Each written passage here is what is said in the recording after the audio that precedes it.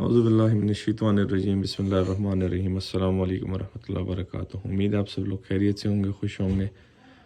ये जी auto drinker large size घोड़ो गाय भैंसों वाले जो है एहसन भाई का आर्डर है आरिफ वाला से। तो एहसन भाई ये आपके लिए मैं भिजवा रहा हूँ। एहसन भाई के पास जो है घोड़े हैं, तो उनके लिए उन्होंने इंस्टॉल करने ऑटो ड्रिंकर जो है घोड़ों के लिए। इससे पहले काफ़ी सारे लोग भाई जो है वो घोड़ों के लिए लगा चुके हैं, और ये अभी मैं डिस्पैच करवा रहा हूँ MNP के थ्रू। जी हसन भाई, ये MNP के ऑफिस में ले आया हूँ 4 आपके ऑटो ड्रिंकर, और अभी बुकिंग करवा के पैकिंग करवा के मैं आपको डिस्पैच करवा रहा हूँ यहाँ से।